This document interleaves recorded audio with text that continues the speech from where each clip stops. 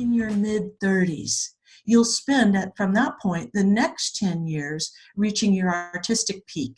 So myself and most of my friends, our careers professionally peaked in our mid-40s. That's not uncommon. It's very common. What happens when you're 35, 34 years old and you finally got this and your eggs are about to expire? What do you do? And this is what I have seen among some of my friends. The dilemma for women is that reproduction is biologically more expensive, far more expensive for us than it is for men. We were not allowed to sing in the gospel choir. Now, we could sing Negro spirituals, but we sang it in a European classical way. We could do music. We had to study the music of Black composers who composed music in the European aesthetic, but we didn't study like Stevie Wonder or Jimi Hendrix or anybody like that. And when I asked why I wasn't allowed to sing any genre of music I wanted to, one of my professors told me that you grew up singing all those different kinds of music, Black music. You're here to study European classical music so that you can get a job. You know, I'm standing right there too, setting up a drum set, and he's setting up his guitar rig. And so he looks and he says, "So where's the drummer?" I said, "Oh, that's my boyfriend, and he'll be coming along soon. I'm just, he's taught me how to set up the rig, so I'm setting up his kit so that when he gets here, it'll be ready for him. He's just running late." Okay, so then we start playing, and I'm playing the songs, and he comes over, he goes, "Oh my God, how are you doing that?" I said, "Well, he's my boyfriend. He's taught me a few tricks over the years. I've certainly learned a lot from him, so I'm just going to fill in until he gets here." And then, after a while of that, I had to let on that I was pulling his leg. To me, it always comes back to disengaging from the belief that your work is providing evidence that you are worthy and that you deserve love, because that's the trap that makes you feel like you're not good enough and you're not really valid and that you're an imposter.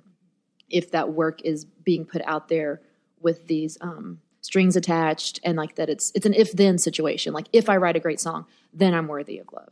And so when that's attached to it, you're always wondering, like, am I really good enough? Oh my gosh, they're going to realize I'm a fraud. It's not good enough. Is that good? Because there's something at stake. There's something lingering on the other side of it that can be taken away. All day. To that point, if a woman does something really messed up to another woman, she doesn't get a hall pass on it just because she's a girl. I actually think that a lot of the things that are holding women back in the industry are the, internalized misogyny from other women. The person who told me at a record label that they couldn't sign me because I was a girl was a girl. Isn't that unbelievable? It's unbelievable. And I think that it's this culture of women having to masculinize themselves in order to survive in the industry. And so it's not really their fault, but also like be the change. Sorry, ladies, you're too old to be starting this process. I remember being on the phone with a gentleman and I said, I was so excited I got the call. And I said, "Hey, played him the song. He's got the email. He listens to the song and he's like, yeah, this is good. This is good. Well, you'll never get radio airplay." And I'm like on the phone thinking, okay. And he's like, I can't even get Melissa Etheridge, on the radio. How am I ever going to get you on the radio? And I thought, okay. So I go, here's what I know. I'm going to start with this. We have a message. We have good music. And we know women that want to hear this. The idea that women have to be skinny and we can't have any muscle. And I am short. I'm 5 feet tall. Whenever I work out, I get muscle. My body type has never been this skinny body type. And obviously for some girls that is just how they look naturally. And I think that's beautiful and it's great, but that's not my reality. The amount of comments from people in the industry that I have gotten about how I look too strong, my muscles are too much, it makes me look too masculine, but accepting our bodies for how they really, really are. And it's okay to be strong. It's okay to be skinny. It's okay to be this and that. But I don't think the goal should be, we can't put on muscle because it makes us look a certain way. And that's not great. Austin's not ever really been the most diverse town. Maybe one day that'll be different. And I'm not like trying to, throw shade on anybody. It's like, I'm talking numbers. It was at like 17% or something. And now it's at like 6%. All right. See, I didn't even know that. It's gone down in 10 years. It's gone down 10% in 10 years. And it keeps going down. It doesn't get better. It might have gotten better just this year, but when I checked last year, it hadn't gotten better. Right.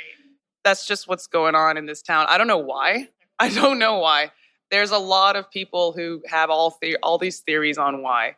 I think the strongest theory is that African-American culture doesn't seem to be supported in the town. My plays and musicals and choir concerts, he was also really scared for me. And I'll never forget having this conversation with him where something good happened for me, like as a musician. I don't really even remember what it was. It was a small thing, but it was exciting.